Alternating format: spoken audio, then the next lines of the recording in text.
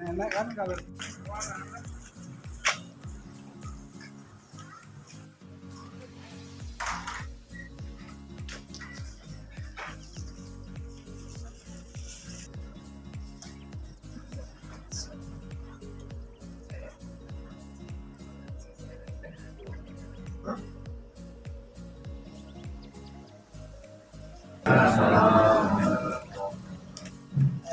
Alhamdulillahirabbil alamin.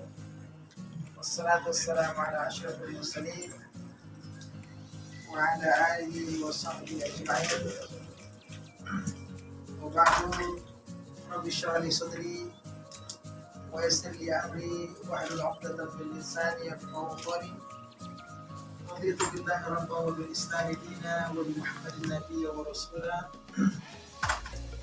Alhamdulillah, Allah Subhanahu wa ta'ala dan selawat dan salutation sallallahu alaihi wasallam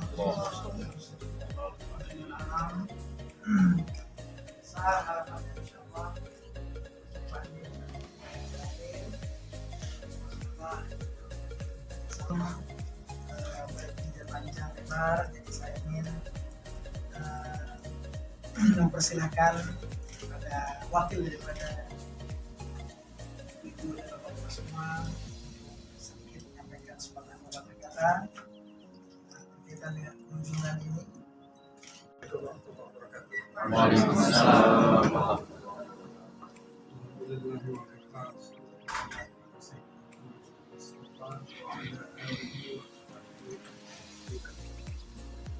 Bapak, Ibu, para syekh, para kiai, para asatidzah, para ustadzah sekalian, pertama kita mengucapkan orang Lombok yang dulunya di Jogja ya.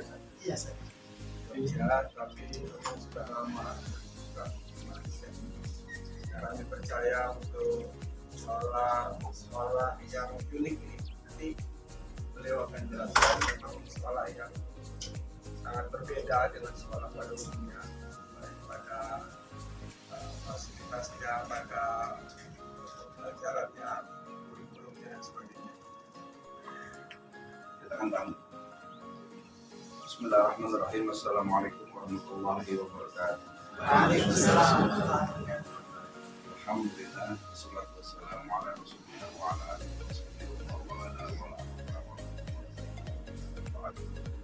Ya, saya muliakan para masyayikh, kiai, pemerintah, kemudian Ustaz Adil ya. Iya, saya. Selaku pimpinan Brand Bans beserta jajaran Sinata dulu kami Allah dari desa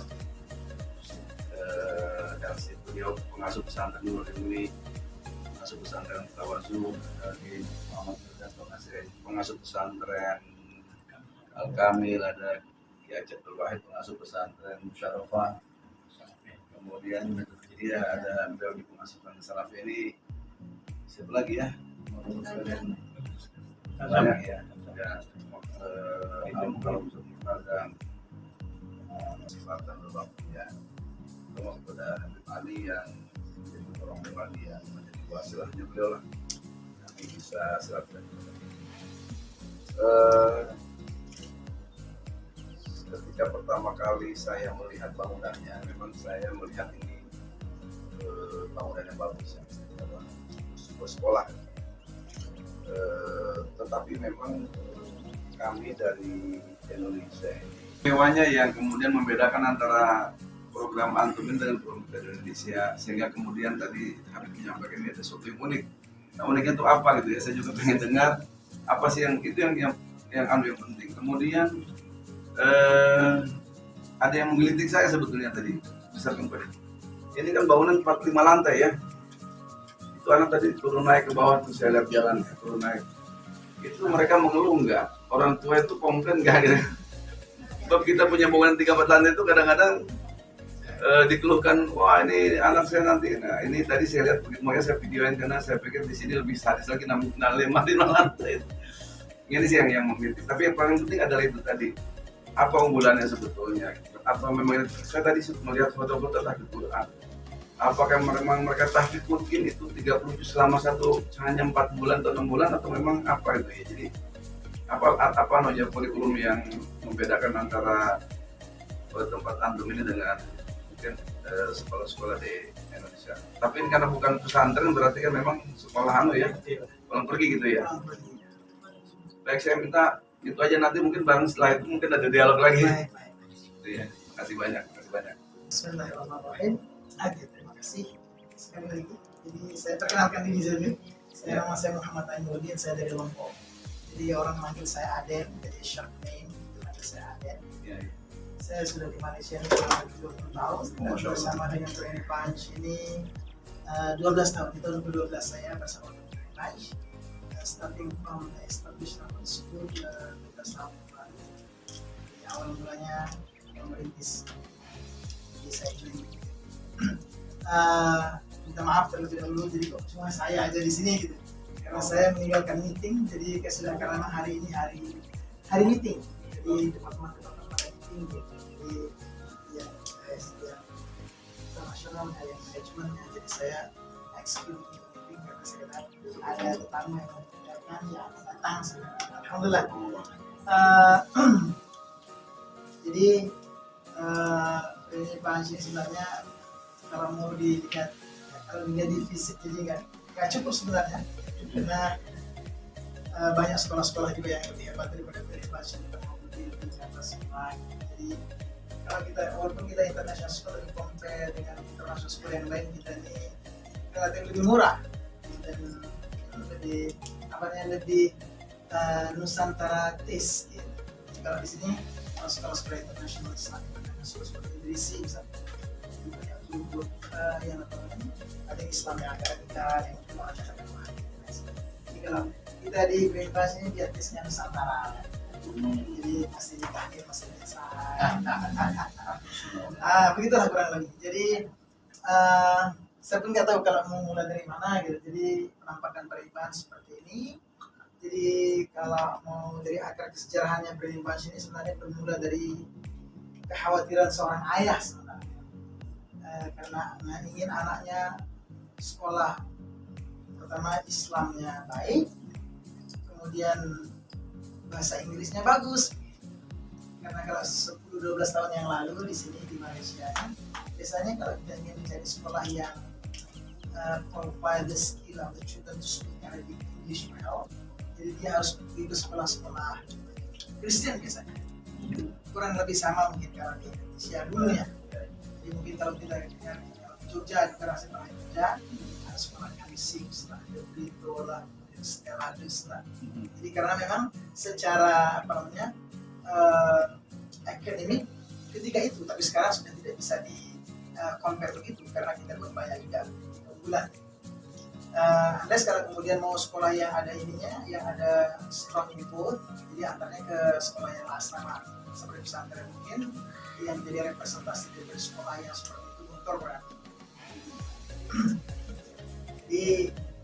Jadi kekhawatiran itu yang kemudian beliau mendirikan sekolah. Jadi beliau ini Coach Fazil Hashim is the founder of the school.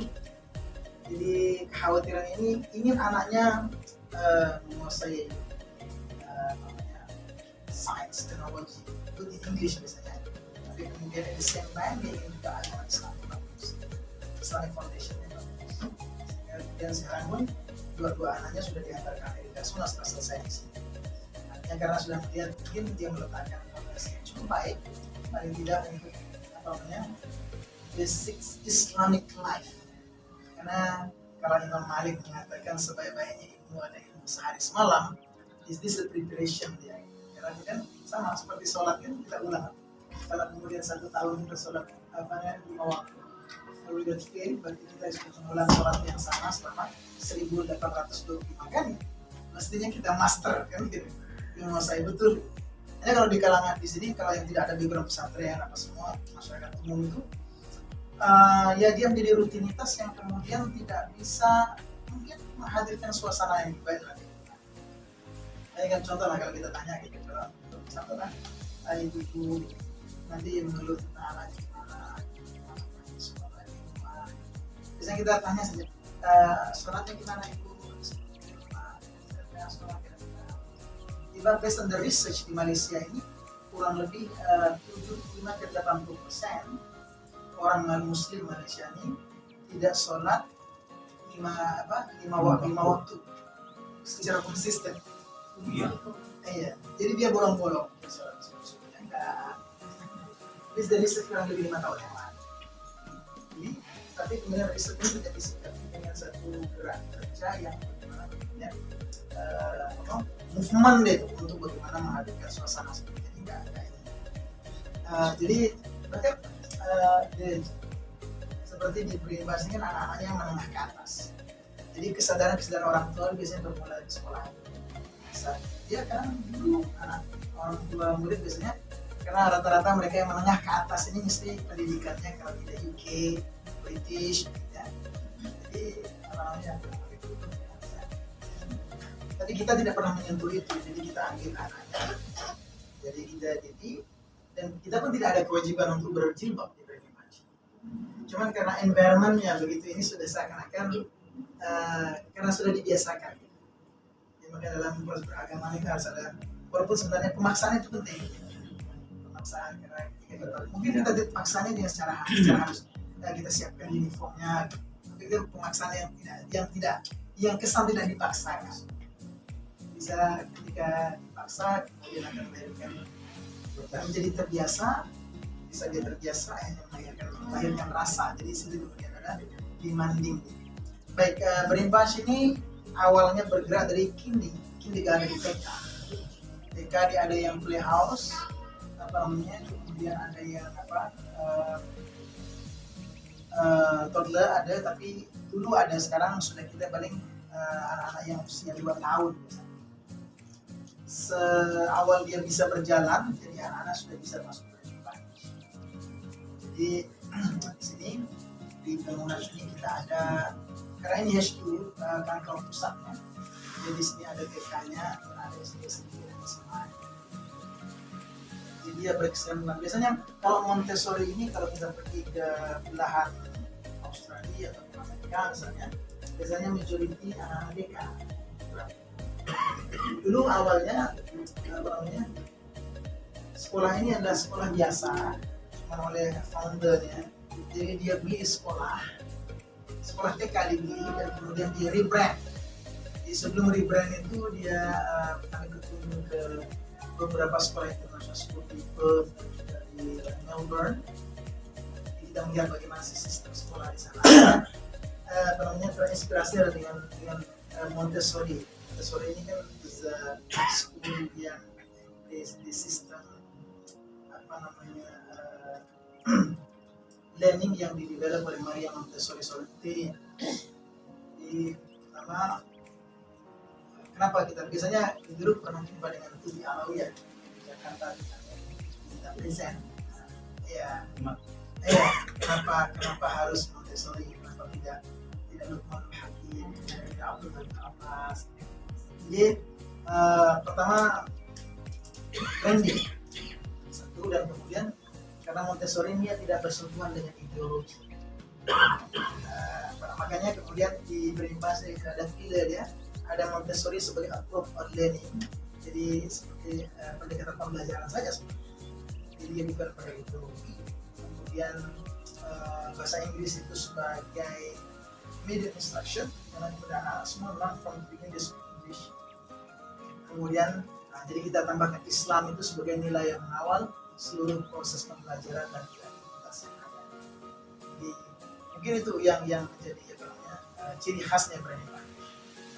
Kemudian ini di TK, kemudian seiring dengan anak-anak ini selesai dari TK maka akan mencari kita seakan-akan atau jauh untuk memberikan, karena kalau TK saja tidak cukup, jadi harus kita siapkan kelanjutannya, continuationnya, dan kemudian akhirnya kita menerapkan Montessori untuk SD, kemudian SD rendah dan SD atas di sini. Karena kelas SD ini hanya ada dua level bawah dan level atas. Jadi anak-anak kalau kemudian conventional school, anak-anak itu didulukan berdasarkan umur, 7 tahun, 7 tahun, 8 tahun, 8 tahun, 9 tahun, 9 tahun, sehingga kemudian dia selesai sekolah SD-nya. Kalau di sini hanya dua, grup bawah dan grup atas. Jadi grup bawah itu 7, 8, 9 satu kelas, 9, 10, 11, 12 itu satu kelas. Dan ketika usia 12 tahun itu dia ada option.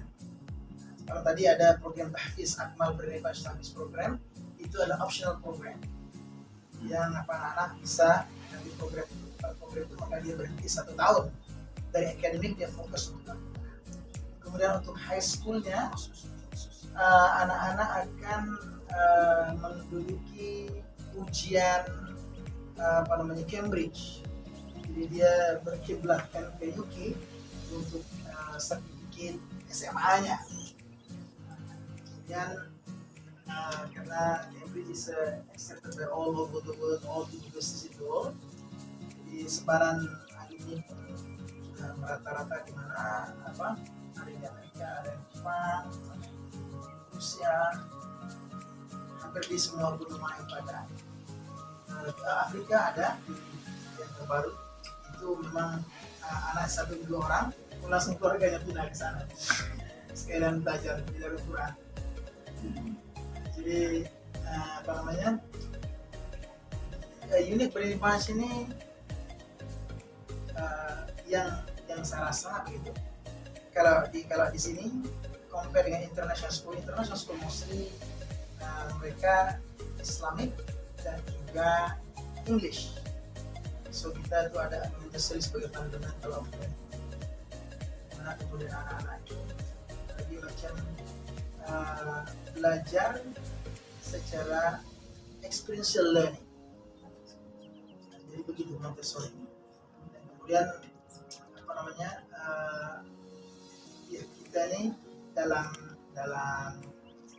jangkauan pelajar yang berbeda-beda, daripada ada yang menengah, ada yang bahkan di sini ada beberapa anak menteri juga, ada sendiri juga Siti Nurhaliza, tapi yang di Datu Siti Nurhaliza ada yang di Kent, kita ada satu lagi international school yang ada di Johor. Jadi sebenarnya kalau kita lihat, kita semua cita-cita yang besar ada tadi baru meeting tadi pagi, bagaimana kita ada satu tempat di mana ya, sekolah itu harus berasrama, dan itu tujuan sebenarnya main goal kita berinvestasi bagaimana kita boleh menghadirkan anak-anak yang punya asrama, karena ya kalau tinggal pulang pergi ini kan dia mungkin untuk standar yang kita sudah rasa cukup, tapi kalau kita lihat yang lebih tinggi lagi nggak cukup, karena anak-anak ini kan seperti sekarang ini kalau anak-anak masih kecil kita masih suka ngobrol-ngobrol, tapi kalau sudah anak-anak sudah besar SMA gitu, kalau kita tengok quality time ngobrol dengan orang tua itu mungkin sudah jarang, menghindar karena sekarang ini kan kalau sudah ini di tangan, jadi yang dekat jadi jauh, jadi kawan dekatnya itu adalah yang jauh dari, jadi kadang di teknologi ini pada satu sisi dia rusak struktur, karena merah tidak di tempat makan misalnya, semua pekerjaan ini makan masih juga ini ya. Jadi ini cabaran besar sebenarnya buat kami di Bernifas ini, dengan ya keluarga yang serba canggih ini, jadi berhadapan dengan realitas semua tempat. Iya. Cuman saya selalu katakan kepada anak, teknologi ini kan itu facilitate, mempermudah. Hanya kemudian siapa yang dipermudah itu yang kemudian kita harus itu pertanda tanya besar. Karena kalau dalam transformation of knowledge kita sekarang lihat sekarang ini teknologi sudah boleh mengganti peran kita semua. Ya gurunya, ya kiainya. Kalau dalam konteks transformation of knowledge, dokter pun sudah pakai tutorial saja. Jadi pakai semua bisa, nggak ada. Jadi kalau kita ingat doktrin apa dalam pendidikan, atau itu ahamu minal madah. Jadi metode itu lebih penting daripada konten ya. Tapi kemudian al-mudarrisu ahamu minat thariq. Jadi guru menjadi lebih penting daripada metode. Kemudian ruhul mudarris, ruhnya guru lebih penting dari guru itu sendiri. Nah, jadi teknologi ini sudah boleh mereplace, mengganti semua peran kecuali satu. Ruh seorang guru yang bisa diganti. Jadi ini yang kami rasa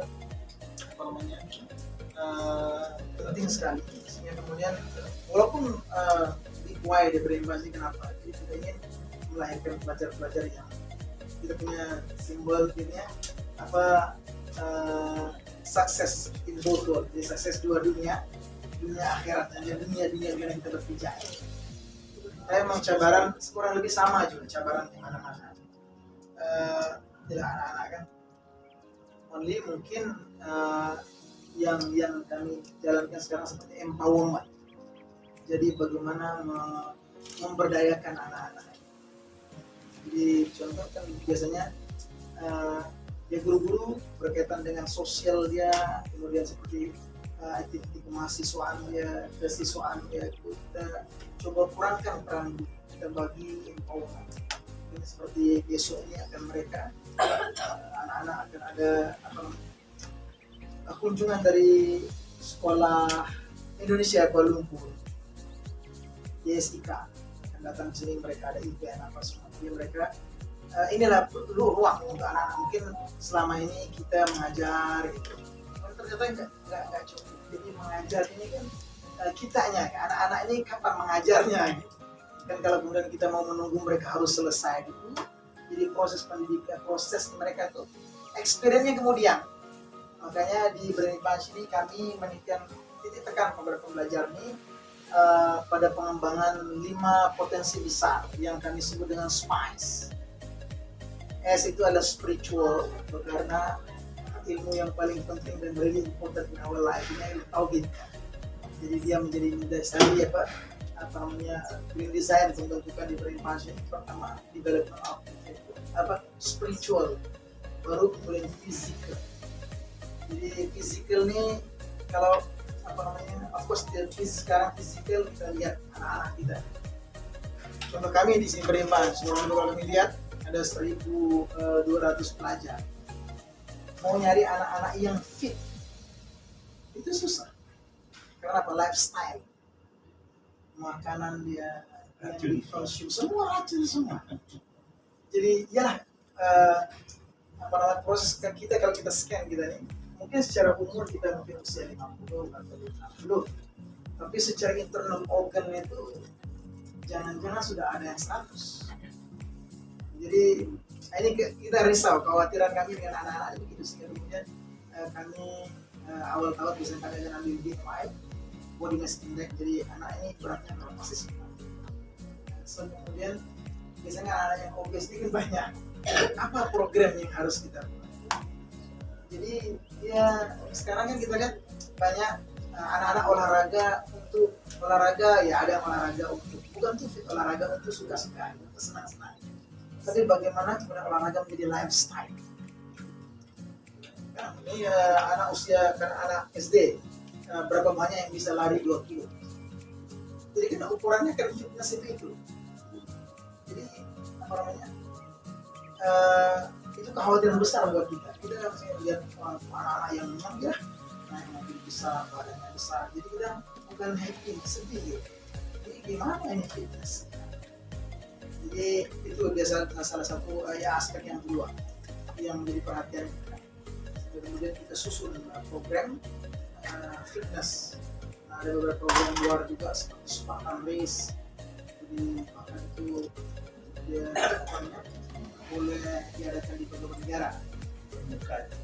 dia di situ kita ada baris per barisnya, ada survivalnya, ada di situ patungan kolam, ada tas, ada apa danau, dibilang ada buku juga di mereka baca, di mereka fantasi.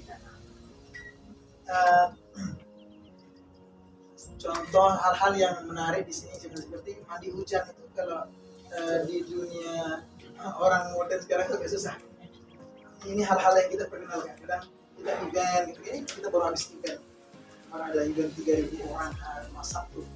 Jadi ada entrepreneur, jadi anak-anak masing-masing kelas itu mereka akan buat jualan. Nama kedai. Jadi semua pelajar semua involved.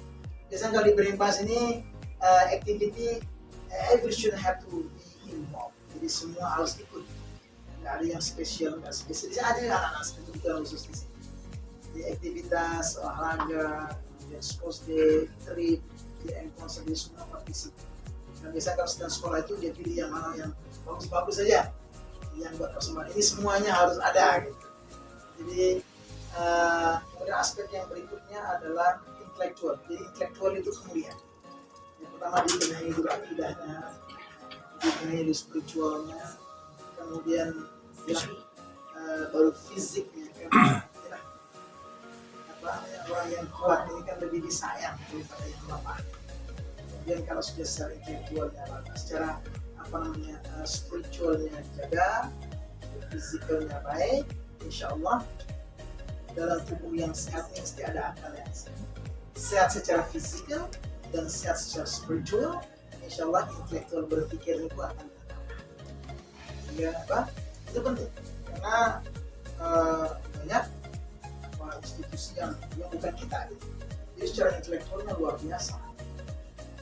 Kalau kita lihat dalam realitasnya, nggak ada dunia ini dipimpin oleh orang yang tidak punya reputasi secara intelektual, secara politik. Kan hebat, orang-orang hebat semua, profesor, doktor, walaupun tidak profesor, doktor lagi jam terbang di politiknya sudah berpuluh-puluh tahun. Tapi still ketika berkuasa terjadi penyimpangan besar-besaran misalnya. Ya korupsi, nepotisme dan lain sebagainya. Padahal sangat jelas teori ekonomi mengajarkan very simple, how to provide the welfare to the society. Bagaimana kemudian memberikan kesejahteraan kepada rakyatnya. Tapi kadang mungkin tegurannya besar. Jika orang yang bertambah ilmu tidak bertambah hidayah petunjuk daripada ilmu itu, jadi dan lam yazdad indallah illa budan. Jadi bertambah tapi jaraknya dari Allah bertambah. Seharusnya teori ekonomi mengajarkan memberikan kesejahteraan kepada rakyat, tapi terjadi pemiskinan misalnya. Artinya apa? Ilmunya ngomong lain, orangnya lain gitu. Hanya mungkin sejalan dengan Pak Syafi'i rahimahullah katakan bahwa ilmu nur lalayun jelas. Jadi ilmu ini cahaya. Boleh berilmu, tapi kalau kemudian jauh dari cahaya ilmu itu maka yang ada sesat.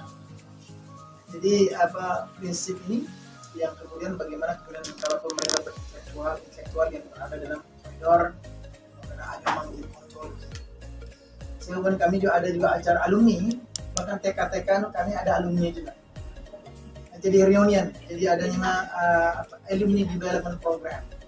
Jadi anak-anak TK biasanya contoh akan panggil data, mungkin dia sekolah lain, tapi di sini biasanya kami buat audit sholatnya, kemudian audit niatnya. Jadi recheck balik. Walaupun mereka sudah tidak bersama dengan kami masih ada peluang terus bersama. Karena dia alumni ini kekuatannya ada jaringan, network. Sehingga kemudian mau mengantar anak ke mana, jadi kita sudah ada alumni di sana. Kan biasanya target kami di Brainpass ini di mana pelajar kami ada, jadi kami mau buka Brainpass di sana. Bahkan namanya AWGA INMC pun kami daftarkan di North American Montessori, kami daftarkan di sana juga. Sehingga dengan peluang harapan kita juga bisa bawa anak-anak berdakwah di sana. Jadi satu jaringan lah Brainpass ini. Jadi dia ke Korea, jadi ada pelajar di sana. Jadi dia menjadi aset. Walaupun anak-anak sudah keluar dari Brainpass, dia become the asset of the school. Karena jaringan itu penting. Gitu. Sekarang ini kan dalam dunia yang serba connected gitu, jaringan itu sangat-sangat bantu sehingga kemudian walaupun anak pergi kemana, jadi mereka tidak berseorangan. Oh, ada orang berimbang di sana, so ada parent berimbang di sana, ada pelajar berimbang di sana. Jadi itu yang kemudian pelajar ini masih berada dalam rede kita, dan kemudian kita juga kerjasama dengan orang tua murid. Pasti biasanya kalau ada event mereka anak-anak cuti, biasa mereka akan panggil datang ke sini, mereka jadi MC, jadi project manager. Jadi mereka tidak lupa akar kesejarahan. Alumni berimbang mungkin belum banyak, mungkin ada dalam 200 orang yang menyebar di beberapa perguruan tinggi dan internasional. Jadi kami pun itu yang menginspirasi berimbang membuka beberapa cabang di luar Malaysia. So far di Malaysia ini kami ada 120 cabang. Itu TK, international schoolnya baru ada 3 di sini, dan lagi di Johor. Kemudian yang lain ada di Singapura, kami ada 4, di Jakarta kami ada di Tebet dan Bintaro. Fazil ya berarti ya? Iya. Azil Hashim. Iya, jelas. Iya. Iya. Kemudian yang tiga tahun yang lalu kita di Turki 1, kemudian di Brunei, dan terakhir Fadil ya. yang terakhir di Bangladesh.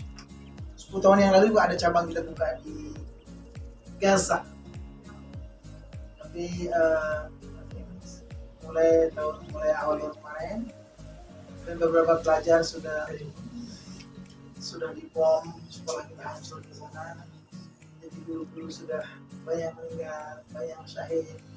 Anak-anak seminggu yang lalu ada 3 orang anak-anak berimbang sudah terbunuh dengan keluarga yang sekali juga. Itu sekolah di bawah Berimbang Foundation. Foundation menjadi sekolah yang ada di Gaza dan juga terkait Islam di Palestina di bawah Moro. Ada juga orang yang jadi kurang lebih begitu saja Berimbang ini. Jadi saya lihat nggak begitu, nggak tahu spesialnya di mana gitu. Cuman ya kita dalam menjalankan pendidikan ini, dia pertama spiritnya yang berbeda sebenarnya. kalau mungkin kita selalu doktrin kita kepada guru datang ke sini bukan untuk mengajar, karena datang untuk mengajar itu levelnya rendah banget. Because karena kalau kita mengajar itu dalam konteks you datang ke sini because the agreement datang jam sekian, pulang jam sekian. Jadi tidak sebanding dengan the noble past. Kita ingin harapkan bahwa guru-guru ini dia tidak menjadi guru, tapi dia menjadi murabi bersama anak-anak. Tapi berimbang agak susah karena dia tidak 24 jam. Because the condition for being murabi harus tinggal bersama. Karena kalau pulang pergi nggak tahu malamnya gimana. Gitu. Kurang lebih begitu mungkin yang boleh saya jelaskan. Oh ya, yang keempat adalah kreativitas. Okay. Kreativitas dan juga emosional. Jadi anak-anak sekarang ini fragile. Kelima emosional. Iya. 5. Yang kelima adalah kreativitasnya yang pada emosional. Jadi kreativitas ini banyak kita punya program lah berkaitan dengan dulu anak-anak di sini karena sekarang baru dibangun ini di container school. Dulu biasanya anak-anak high school dia syaratnya graduate itu alumni dia harus buat rumah kemudian didonasikan kepada nanti ada keluarga mana yang miskin. Ini salah satu project yang kemudian ada tanggung jawab sosialnya. Dan kami ada program Zero Hunger, biasanya keluarga-keluarga ini melalui program Zero Hunger Berimbang dia akan mengambil anak keluarga angkat. Mungkin untuk 1 tahun dia akan supply keperluan harian sekali sebulan dia datang ke keluarga itu. So mereka yang merasa lebih ini boleh kasih kepada mereka yang kurang beruntung. This kind of membangun emosi anak-anak sehingga kemudian apa namanya anak-anak bisa merespon keadaan yang berlaku. Kadang sekarang ini kita mungkin apa namanya tidak beriman seseorang di antara kamu kalau tetangganya lapar gitu. Betul. Tapi kemudian kadang kita nggak pernah dapat kenalan dengan dunia yang lapar sehingga emosinya tidak berbentuk. Jadi makanya ada program-program seperti itu. Masuknya dari jam berapa sebelumnya tuh ya? Oke, masuknya di sini dari jam 8 sampai jam 5 sore. Makan di sini kelas 1. Iya. Jadi makannya sarapan paginya di sini. Ya, kalau flow dia jam 8 sudah mulai kelas, dan nanti jam 9.15 mereka break untuk sholat duha dan juga breakfast. Habis itu sambung belajar. Dia waktu itu mereka ada apa istilahnya istirahat pertama. Istirahat pertama itu adalah ada mungkin seperti mereka seperti kita gitu. Ada setelah duhanya kemudian breakfast mereka relax dulu terus dari sana baru masuk kelas lagi kemudian sampai dengan jam 12.30 kelasnya, dan habis itu mereka beristirahat untuk makan siang, kemudian sholat zuhur, ada tazkirah dia, ada tazkirah zuhur, kemudian macam-macam dia nanti ada audit sholat. Jadi kita gunakan waktu itu karena kita tidak banyak waktu sebenarnya. Itu waktu yang ada kita harus muatan lokalnya, muatan berempasnya, karena di situ ada audit sholatnya, audit wudhunya, audit macam-macam lah. Jadi karena mereka ini kembali kepada keluarga yang kemudian kita tidak kawal. Berbeda kalau kemudian berada di asrama kita kawal itu mudah.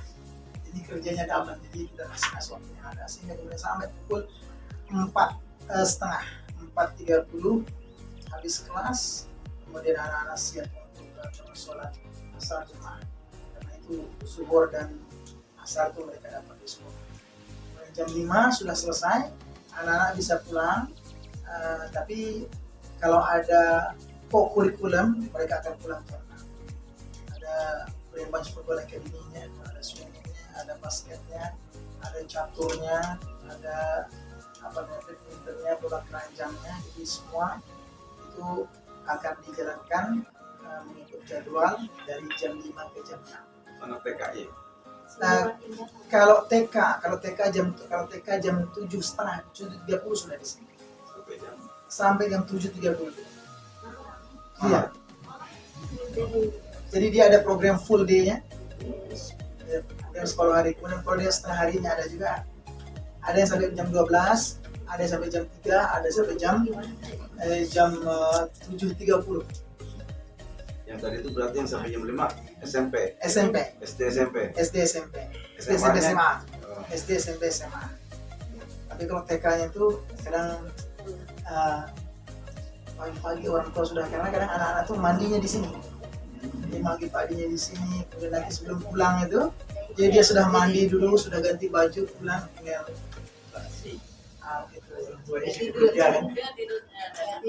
dia di sini ada kaidahnya, ada tidur siangnya. Minatnya lebih banyak mana? TK, SD, SMP. Minatnya lebih banyak mana? Yang peminat. Animonya TK. TK ya. TK sebenarnya internasional pun ada, tapi kita nggak cukup capacity karena untuk international school dia kursnya besar.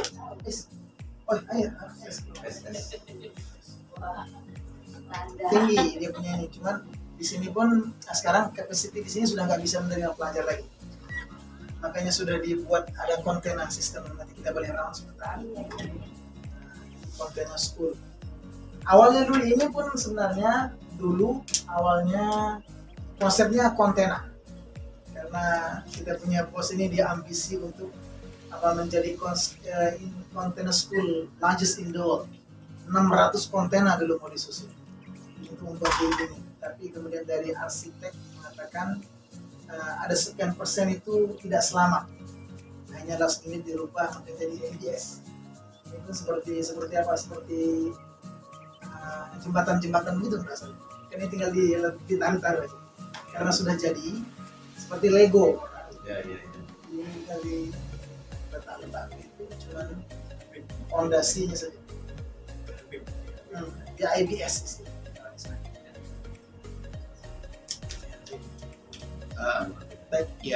Tadi saya lihat program-program yang disampaikan itu sebenarnya teori-teorinya sama dengan yang ingin kita terapkan. Tapi ketika dijabarkan bahwa ada pendekatan-pendekatan yang sangat menarik, antara lain bahwa ini bukan hanya mereka itu adalah penekanan keagamaan, tetapi juga intelektual. Tadi antaranya kita melihat itu tahfidz ya. Nah, apa saja diantaranya pendekatan-pendekatan untuk memberikan pemahaman ajaran agama. Yang tadi tampaknya memang ada bahasanya ketika audit ya. Audit ini mungkin hampir kita jarang lakukan. Kita hanya sekedar mentransfer keilmuan, memberikan percontohan, tapi ketika di audit ini nampaknya kita memang khususnya di kita ya, saya itu memang tidak. Nah, ini untuk auditing itu tentu kan membutuhkan waktu. Ini yang saya agak sedikit menjurus ke dalam. Pendanaannya seperti apa? Sehingga untuk mengongkosi guru-guru seperti itu padat. Ini perlu karena kita kadang-kadang kalau sudah semangat tinggi, tetapi ternyata minahai sudana, ternyata layak ya walayamut. Kira-kira untuk anak-anak pembayaran seperti apa, dan juga ini terlalu dalam saya menyampaikan, dan untuk guru-gurunya sehingga mereka betah untuk memberikan pengajaran di yang pertama biasanya kalau di pendidikan yang perlu kita jaga itu guru ya. Kalau guru dijaga, jadi ini mesti jaga anak-anak. Akhirnya sekolah manajemen pun terjaga. Kalau sudah anak dijaga, orang tua pun sudah terjaga. Jadi kalau di sini berkaitan dengan implementasi program, alhamdulillah. Jadi kita bukan berarti kemudian kita banyak duit, tapi biasa kalau mengadakan event jadi dananya itu ada gitu. Karena mungkin pertama Brain Pies ini dia ada distribusi silangnya dengan TK. Jadi subsidi silang dari TK-TK yang membantu program internasional. Karena biasanya di sini event besar seperti Suppose Day, karena biasanya kalau important program itu dia bilang 3-4 ribu orang. Dan kemudian kami ada bidang-bidang usaha. Kemarin kita turunkan durian musangking dari sudah habis ya. Mustopan ini musangking. Anak-anak alumni Kemudian gimana? di Laut Pahang sana. Oh jauh. Kawan, tapi dia harganya agak murah. Di KL di mana? Kalau yang dekat sini mana? Yang dekat sini. Musangking kemungkinan ada Yang dekat sini. Di dekat sini di mana? Pak ada durian. Pak Bib, catat Pak Bib, Kalau catat. ada sini. Catat alamatnya. Jadi itu yang jualan kemarin musangking tuh anak-anak alumni. Yang ada yang satu yang balik dari UK, kemudian 2 dari US, kemudian 1 dari Korea, kemudian yang lain itu alumni sini. Jadi ada ikan besar, market day, alumni mereka datang jual durian. Di kota ambil, ada kebunnya lah. Jadi sekarang ada entrepreneur yang kita ajarkan belum. Jadi begitu ini ada peluang. Ya. Jadi di sini semua internal, desain baju apa semua internal chat, apa semua lah. Jadi maka ada bidang-bidang usahanya. Karena sebelum kami ada Malakat Mall juga. Cuma sekarang Malakat Mall sudah di-reduce, kemudian kami buka karena di sana tidak belum efektif. Jadi kita buat di sini. Kami ada groceries, kemudian ada chicken farm, ada beberapa usaha yang kemudian kami jalankan juga. Oke, berkaitan dengan infrastruktur seperti audit tadi ya. Jadi kalau kita tanya anak-anak, kapan kita mau niat itu? Ini hal-hal yang simpel saja. Mungkin kita yang sudah ini sudah ini. Gitu. Tapi kalau kita tanya anak-anak itu, niat wudhu kapan? Ini sudah ada yang udah confused. Tapi ini kan perlu divisit berkali-kali. Karena seperti sholat. Biasa saya tanya ibu-ibu ini, nanya apa namanya berkaitan dengan penghayatan sholat. Pas saya baca sekarang fil alamin innaka hamidun majid, apa yang terlintas dalam hati? Atau paling tidak apa yang difaham? Nggak tahu Ustaz. Padahal kita sholat sudah apa? Sekian ribu kali. Sepatutnya sekian ribu kali kita sudah master biasanya. Karena kalau sholat, misal kita, tapi ini dia kena apa namanya training. Makanya kami di sini ada monthly ibadah camp. Jadi anak-anak akan menginap di sini Kamis, Jumat, Sabtu pulang. Jadi disitulah kemudian kita cek ibadahnya, kita cek wudhunya, kita cek bacaan sholatnya, kita cek pergerakannya. Jadi apa namanya kita ada formnya, oke. Ini karena sholatnya kan ada dua, pergerakan dengan bacaan, pergerakannya gimana, bacaannya gimana. Ini yang tersimpel kan. Kemudian of course sampai pada tahapan khusyuk itu sudah lain lagi. Tapi paling tidak yang secara basic ini harus dibuat. Nah, itu pun kami terinspirasi dari catatan sholat Delisa yang Aceh itu. Kemudian kami kita harus ambil sesuatu dari sini. Jadi kita buatlah audit sholat anak-anak. Biasanya anak yang TK pun kita jemput lagi, kita undang untuk buat audit sholat, audit itu. Hal-hal yang simpel sebenarnya. Karena itu kan tidak ada satupun rutinitas yang kita ulang-ulang yang konteksnya ibadah kita dengan cari sholat. Ada yang lain makan kan ulang-ulang, ibadah juga gitu. Makan nggak bisa dijamak. Makan nggak bisa dijamak itu. Sholat masih bisa.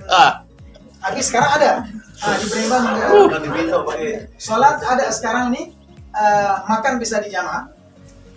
Jadi skip breakfast. Kami di Palembang ini jadi itu kekhawatiran kami dengan diri kami dengan guru-guru. Ada FF fat fasting, hanya makan lemak, makan daging. Jadi kita skip breakfast karena kalau kita skip breakfast, kadang-kadang terakhir kita makan jam 8. Jam 8 sepatutnya kita makan, kita skip 12 jam. Artinya sudah makanan yang lemak-lemak ini sudah menjadi dia akan convert menjadi makanan. Kalau kita skip 12 jam lagi, sel-sel yang mati ini akan dimakan sehingga kemudian dia akan memberikan cleansing, internal cleansing. Jadi kami setengah jalankan ini juga. Jadi alhamdulillah saya punya experience tidak makan itu selama berapa 36 jam. Tapi minum air saja, air putih. Kalau mau minum yang selain air putih, minum teh kosong. Jadi hanya teh tawar. Insyaallah Bisa dijamak. bisa dijamak. Nanti habis itu makannya seperti biasa. Jamak ya. Karena dalam tubuh kita ini kan sudah banyak makanan. Banyak makanan. Sama aja. Jadi biar lemak-lemak ini kalau kemudian lemak ini diproses, dia akan dikonvert menjadi energi dan menjadi massa. Ya. Terkait dengan menjaga guru. Menjaga guru sehingga guru ini betul-betul komitmen banget di sini, akhirnya mau berlama-lama di sini. Apakah dengan gaji besar atau apa? Terkadang kan gaji besar pak dia kena menyatunya hati itu. Dia kena perjuangan ini dia kena harus ada seperti outing mungkin tim bawa pergi kemana gitu. Di sini ada rewardnya, contohnya tahun ini kamu pergi ke Australia, jadi kita ada trip umroh itu juga. Kemudian kami ada package umroh untuk staff. Ya, package umroh untuk staff. Di sini yang 5 tahun ke atas, jadi mereka bisa berumrah di Jakarta. Jadi itu ini dia harus sering dia jadikan mereka kalau dalam organisasi pentingnya dia sama dengan pentingnya kita berada di organisasi. Mereka tidak menjadi sayap, mereka tidak menjadi kaki, tapi mereka menjadi ruh. Mungkin tidak perlu mahal-mahal sebenarnya, tapi dia harus sering Berarti ya. ngobrol, panggil. Kalau boleh mungkin dinikahkan juga. Luar biasa. Cerita. Yang paling Nah. Saya punya yang pakai katakan tadi ada namanya Ustadz Wais, dia mudir kepada tahfiz, kemudian juga ada hafizah, kemudian kok saya lihat kok agak dekat-dekat udah siapa nih? Kalian ada rencana kawin? Itu ada couple, ada pasangan tadi. Dan nampaknya bagaimana kalau kemudian kalian kawin? Kita sponsor perkawinan. Kemudian dia ngomong dengan bapaknya. Kemudian dia agree, sudah, jadi kami kawinkan di sini, jadi pestanya di sini, dibiayai oleh sekolah. Nah, sekarang mereka baru mau menimang anak yang pertama. Oh ya. Good. Ustadz Wais masih ada. yang oke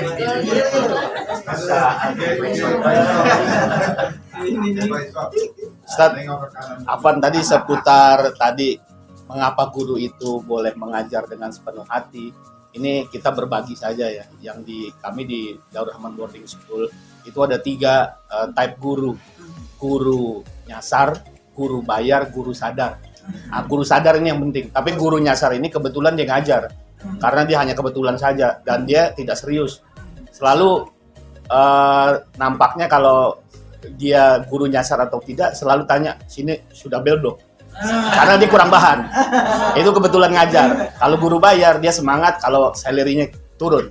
Nah, guru sadar ini mau bel atau tidak, salary up atau down atau itu tidak dipikirkan. Karena dia memang itu tadi, dia tidak mau jadi sayap tapi ruhnya itu tadi. Mudah-mudahan ya itu samalah. Ya, Sama bagus. kurang lebih ada juga yang begitu di sini. Ada yang taekwondo. Jadi apalagi dia sebenarnya apa yang orang tarbiyah itu. Betul. Jadi kita nih guru nih harus ditarbiyah dengan the destiny kita ini mau kemana. Karena kalau saya ingat selalu biasanya kalau interview, jadi kadang di sini walaupun dia doktor apa semua, tapi kalau kemudian kan dokter tidak susah mau mengajar SD kan, dia mau ada yang datang yang sudah doktor, yang sudah master mau mengajar, tapi kita biasanya kita tanya kalau bisa kesini itu mau apa? Karena kalau dengan level antum kesini mau apa? Kalau mau mengajar ini bukan tempatnya antum dengan credibility, dengan reputable dan dengan title nggak cukup, nggak bisa di sini soalnya level universitas. Jadi kita doktrin selalu kita bilang begini, kita sekolah misionaris Kristen, mereka beribu-ribu batu, beribu-ribu kilo datang dari benua mana datang ke sini, mereka nggak digaji. Misionaris mereka nggak digaji, tapi fundnya memang organisasi. Apa yang mereka perlukan itu dicukupi, tapi mereka sendiri nggak ada gajinya. Just percaya dalam kebenaran Bible. They genuinely they believe what Bible say. Kita ini wal akhiratu khairul laka minal ula, ini dia selalu menjadi semboyan cerita, tapi kemudian di belakang itu dia tidak masuk. Saya ingat ketika kalau kita ingat cerita, saya selalu katakan satu hal yang kalau saya interview itu saya bilang sama guru-guru ini, apa keyakinan ente akhirat itu seperti apa sih? Apa yang kita perjuangkan nikmat dunia ini sama nggak bisa nggak sama. Nah, kalau begitu artinya apa? Balasan akhirat pasti lebih besar.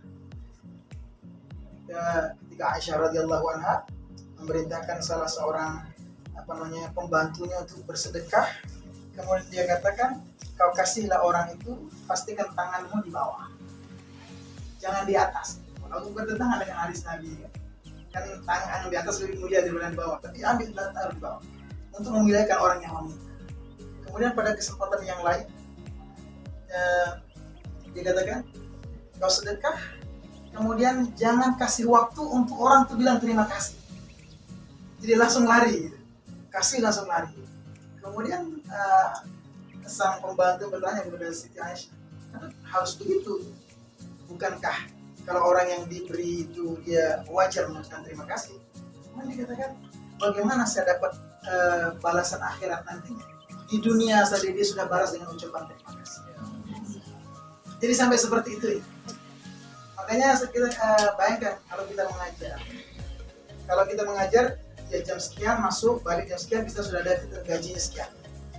Terus yang dibuat untuk agama ini apa? Kalau ditanya nanti apa kerja mereka sudah mengajar dia sudah dapat agian dunia belum? Oh sudah dapat gaji, terus mau minta apa lagi? Dunia sudah dapat. Apa adakah layak kamu untuk yang lain? Makanya kita di sini pun dulu kadang kita seperti waktu kadang yang harus spirit itu memang jam berapapun mereka datang. Karena satu lagi kita yang berada di sini memang satu dia ada example.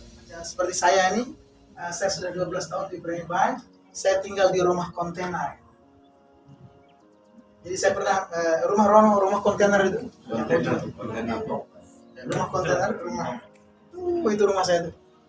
Sebelum ini saya pernah tinggal di tempat yang cukup mewah, prinsipal kan, jadi ada fasilitas yang cukup baik, ada mobil, ada kondominium gitu. Tapi waktu itu Kiai Hasan Gontor datang berkunjung, kemudian saya ke sekolah, kemudian saya ditanya di mana, tinggal di mana? Saya tinggal di sekolah. Dekat sekolah itu di dalam sekolah atau di luar sekolah? Saya di luar sekolah. Jadi kata darah Gontor, kata, kalau mendirikan lembaga pendidikan dia tidak akan pernah tinggal jauh daripada santri. Jadi dia bilang, ingat, kiai sebuah lembaga pendidikan yang ada darah Gontornya, jangan pernah tidur lebih nyenyak daripada santri, jangan makan lebih kenyang daripada santri, jangan punya tempat tinggal lebih mewah daripada santri, dan jangan punya kendaraan lebih mewah daripada santri. Jadi kalau betul-betul pindah. Jadi dari rumah yang besar itu saya tinggalkan, kemudian saya pindah ke satu rumah kecil. Jadi emang sempit lah. Istri dan anak. Ada istri dan anak saya anak 3. Dengan istri saya, kamar saya hanya 2 kamar. Istri baru 1. Baru. Akhirnya saya pindah setelah 10 minggu rumah itu dibuat. Jadi dia seperti ini juga, tapi dia tipis, dia tinggal di tempel. Jadi rumah kemudian saya fly ke Gontor, dan sampai gitu pakai di rumah saya, dan saya sudah pindah ke sini. Baru punya mutawatir, ilmunya. Jadi sanadnya ada. Gitu. Jadi akhirnya sampai sekarang pun agak terasa terbeban mau pindah ke rumah ini. Jadi akhirnya rumah saya sudah dirobohkan kemarin, kemudian pindah ke rumah yang kontainer. Jadi saya awalnya agak susah, tapi lama kelamaan sekarang ada istri ya, perempuan kan ingin privacy ya, saya katakan nikmat itu bukan pada benda, tapi seberapa lapang hati menerima, seberapa banyak sedih. Kurang lebih begitu. Allahu Akbar. Diulang lagi. Yang sebelah sini kayak Oke. Jadi biasanya kalau itu nikmat itu bukan pada benda, tapi penerima hati dan penerimaan. Buat hari ini. Satu lagi istri saya kan biasanya itu kan masing-masing anak ada kamar. Jadi sekarang ini kamar harus share. Dan anak yang satu karena saya sudah masuk university, jadi saya bilang awal-awalnya itu jadi rumah yang besar terasa sempit kalau penerimaan hati. Tapi kalau rumah yang sempit, penerimaan hatinya lapang, insya Allah tempat yang sempit menjadi lapang. Jadi alhamdulillah bisa bertahan sampai sekarang. So itu yang membuat saya jumpa Habib berkali-kali di Brainbank. Tapi Allah kasih nikmat luar biasa gitu. Sebelum ini tahun yang lalu saya lumpuh 3 bulan tidak bisa jalan. Separuh badan, jadi berat saya jadi itu. Kalau sekarang kawan di Brainbank mau kurus dia pakai fat fasting, seperti yang meninggalkan meninggalkan breakfast. Saya enggak, Allah kasih sakit, Jadi 3 bulan nggak bisa jalan. Bangun pagi mau kamar mandi langsung nggak function. Mungkin saya bilang kayak kejang, apa kecapean, tapi tunggu sampai pagi juga nggak ini. Nah, macam-macam usaha, kemudian pergi ke hospital, jadi buat MRI 3 kali, otak, spine belakang, perut. Jadi nggak ada apa-apa bacaan, reading, everything's okay. Tekanan darah biasa, maksudnya nggak bisa jalan.